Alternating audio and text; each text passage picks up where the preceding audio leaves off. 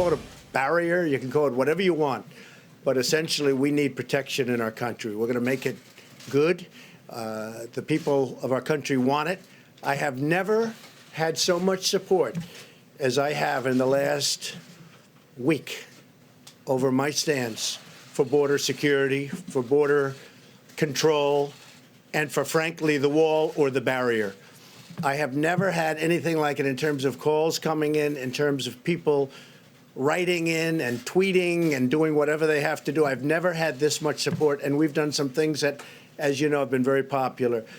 All right, that was President Trump speaking earlier today during his surprise appearance at the White House press briefing. Hannity Watch on the government shutdown and border security. We continue now with Secretary of State Mike Pompeo. Mr. Secretary, good to see you.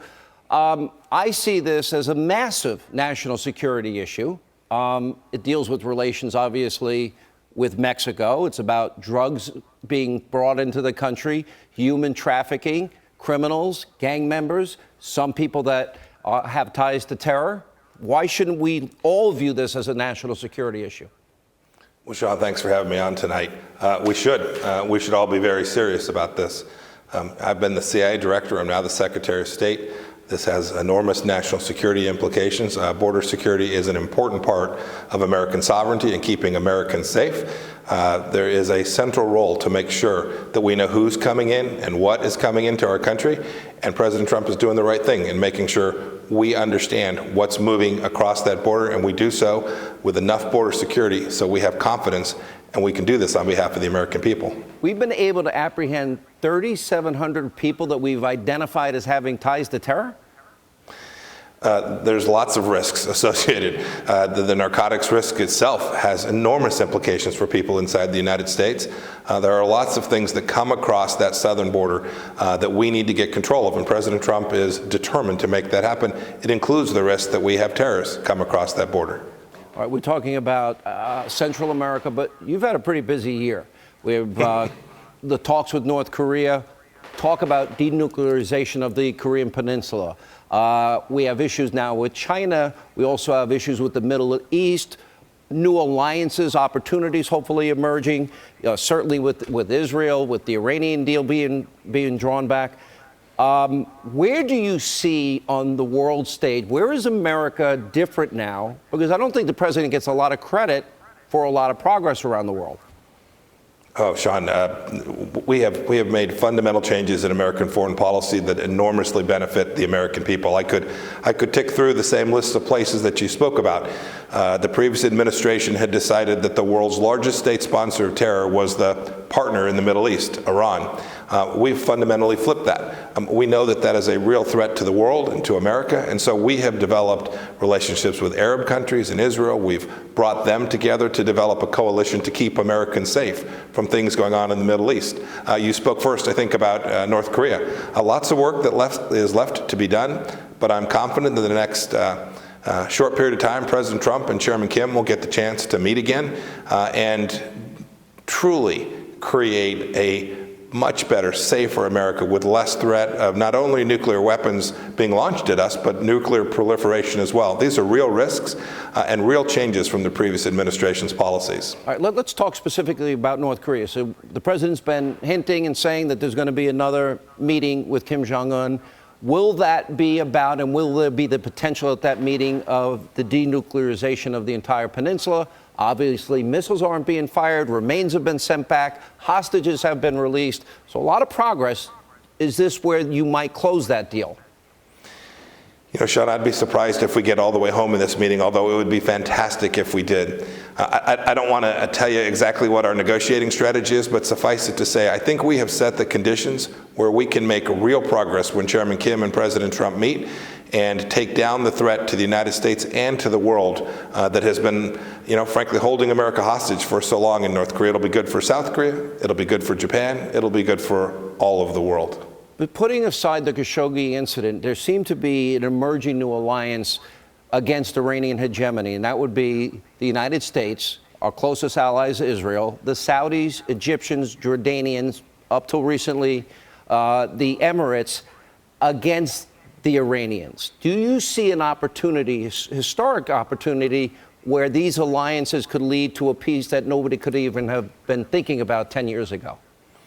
Sean, undoubtedly. We have set the conditions in the Middle East where these countries are now working together across multiple fronts. You saw the president's announcement about our withdrawal from Syria. We're still going to be able to effectively, with those partners, counter the threat from ISIS in the region, and we'll do it without those 2,000 soldiers on the ground. We haven't changed our policy about continuing to make sure that there is no ISIS resurgence, and we're just going to do it in a way that is smarter and better, and we can do that because of the alliances that President Trump has built. All right, let's talk about China in the sense they've had a massive military buildup, but your State Department issued a warning to Americans traveling to China that, in fact, they could issue exit bans preventing Americans from leaving. What's the status? So, Sean, we didn't change the level of the warning there in China. We did change some of the language. We do our best here to constantly review things that might happen to Americans who are traveling abroad. We saw what happened with the American there in Russia. Our job is to always have Americans safe who are traveling, and we wanted to let them know that there have been more risks from what China has done in terms of folks traveling there and not being permitted to return. We just wanted to make them aware of that, and I'm hopeful that we got the language just right, so Americans will understand the risk but still travel there when it's appropriate. Let's talk about the latest in terms of the relationships with Russia. Obviously a hostile regime, obviously a hostile actor in Vladimir Putin. Not only the United States, but other countries have experienced their cyber warfare, if you will, or their desire to create chaos in other countries. But if you can address that, and also their support of the Iranians, their influence in Syria, and do you see an Russia-Syrian alliance that would worry you? I am concerned about that. And frankly, the Russians' behavior has not been good. But this administration has been very serious at responding to that. Whether it was the strikes the president has taken in Syria, those were in Syria, but the Russians were all around it.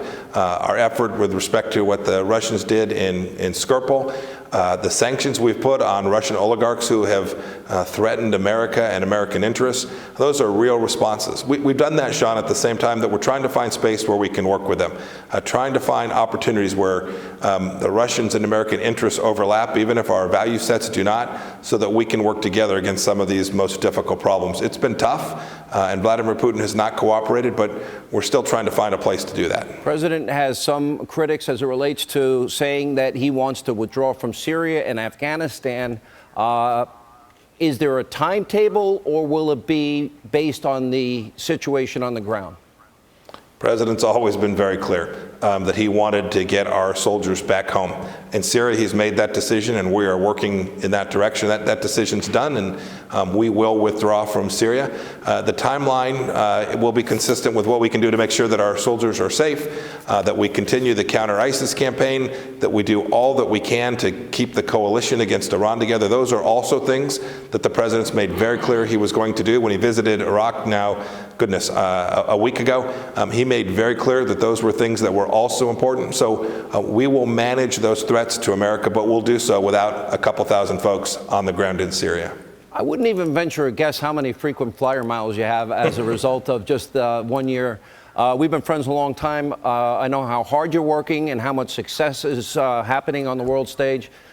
Secretary Pompeo, thanks for joining us. Sean, thank you very much. Have a good evening.